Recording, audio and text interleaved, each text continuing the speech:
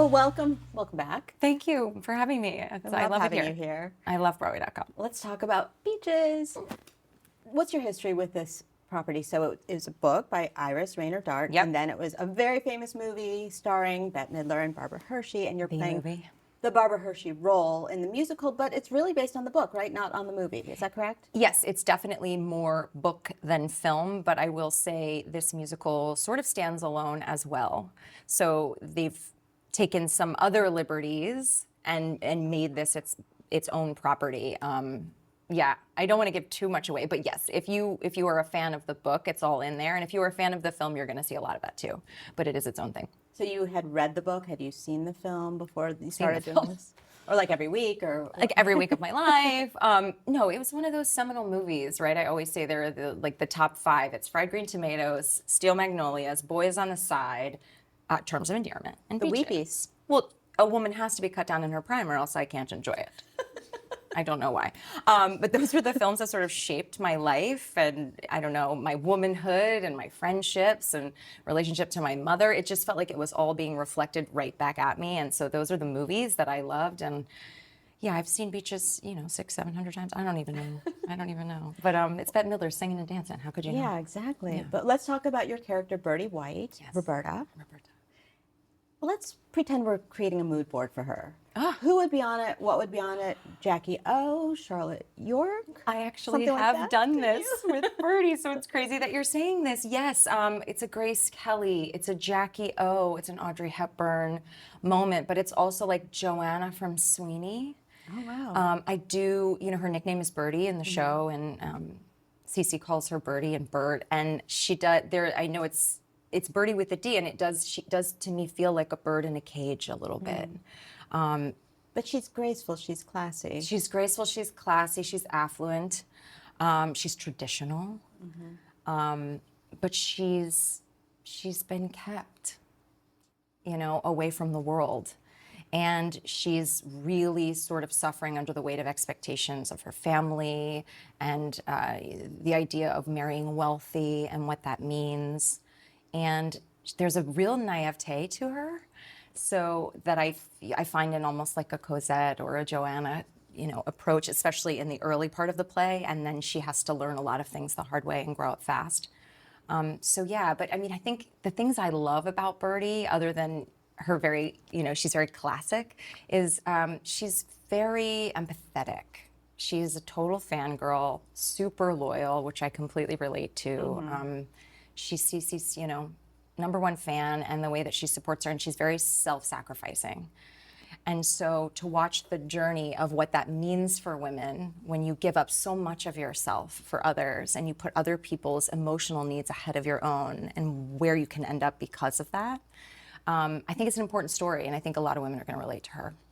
I heard Iris Raynor Dart say that one of the things that inspired her to write the novel was a question of if a woman had to choose between her husband, and we won't talk about how much I love your husband, Jared Spector, Broadway's Jared Spector. Oh, the greatest. But if you had to choose between your husband and your best friend, some women, or maybe most women, would choose their best friend.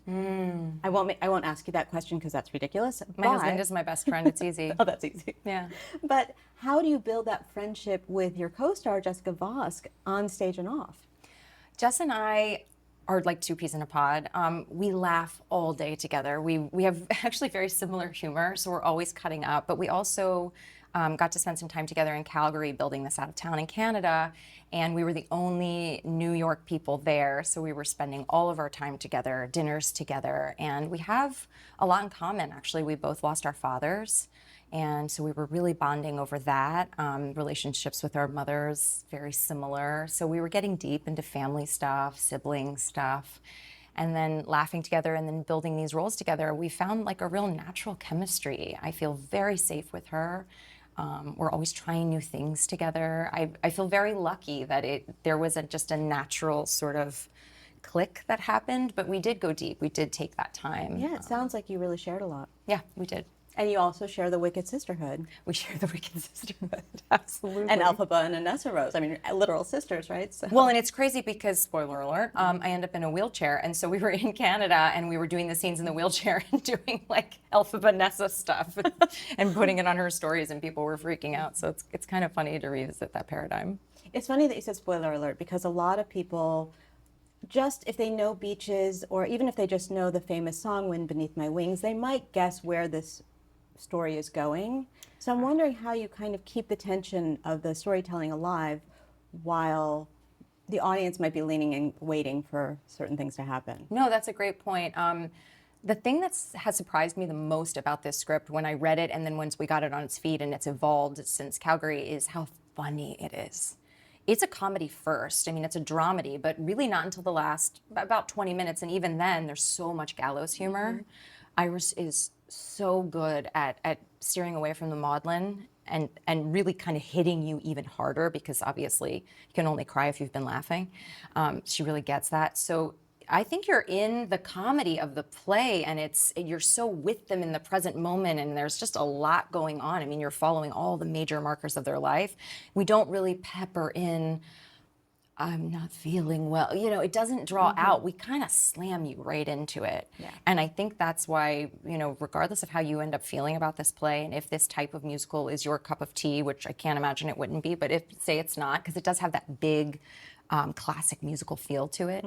Even if that's not your thing, like, I don't know a single person, man or woman, who has left without crying. Because I think you're just not, you think you're on a different ride, and then we end up there. And I think that's why it's so powerful. And that's why we go to the theater, right? To feel things. Catharsis. And you're going to have all the feelings. Catharsis. You really are. You're going to have the full gamut of it. It's wild. It's sort of a take what you need buffet of a play. If you need to get out of a bad relationship, you're gonna see somebody be able to do that on stage. If you need to call your bestie and bury the hatchet, you're gonna see that happen. If you need to grieve, you're gonna be able to do that. And if you need to just take stock of your life, maybe savor a little more, invest in things that matter, and sort of move away from the superficial, you're going to want to do that. So I love that. I love when you can leave a show and take what you need, because there's so much there to take. Yeah, it's a full meal. It's a meal. And you get to sing music by the dearest, most wonderful composer, Mike Stoller. And man, he's so wonderful. And he is well known for writing Jailhouse Rock, Hound Dog, Stand By Me, with Jerry Lieber, his partner of many years. They had a show, Smokey Joe's Cafe, on Broadway. So tell me about getting to dig in with that kind of music. It's crazy. And obviously you're not Elvis, like we know. Sometimes I'll try and sing it, to make people laugh. No, I'm not Elvis. But it's crazy. I really think that this is like a I don't know, like a cherry on top of what Mike Stoller has done. It's one of the most incredible scores I've heard in a long time. What he's pulling off, it's very reminiscent of like old big Broadway. You've got Charlie Rosen doing the orchestration. So I mean, we have a harp in the pit, a harp.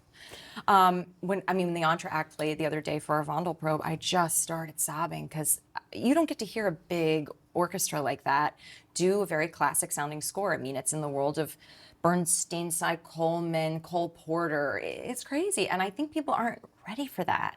I think they're going to, Beaches spans, mid to late 50s to mid 80s. But I think a lot of people think of it as an 80s piece, but it's not. This show isn't. That's just the last chapter. So you're getting these, I don't know, you're getting this big band, beautiful, lush orchestra with some of the most hooky melodies. No one can write a melody and a hook like Mike Stoller. So it's really awesome. I mean, there's just nothing he can't do. I know. And with Iris Rainer Dart writing these really quippy, clever lyrics, it's kind of a match made in heaven, honestly. And a lot of people think of this as a Bette Midler property, which it really wasn't. I mean, she takes everything and makes it her own, of course. Yes. But your story, your character's story, has her own trajectory. So tell me when you feel like the audience lock into that. Is there a song? Is there a moment? You know, it's interesting. My character takes sort of like this mini big arc early in the show, and then reverts and has to find her way back. So I have this great song called Brand New Me, which is, spoiler alert again, whatever. When I finally break away, I run away from home to go be with Cece at Summer Stock Theater before she's made it. And just as is true to life, there are no people like show people. They sort of change me, right? Yeah. And I literally let my hair down out of the pillbox hat into the hippie dress, and I'm starting to find my way, and I'm starting to have physical contact with people. Birdie's been very kept in her gloves, and now she can hug and touch, and it's you know, she's sort of been released. And so I have, and then my mother shows up to bring me home, and I have this big song about how I'm a brand new person, and then you kind of watch that reversion, and then I have to get back to that.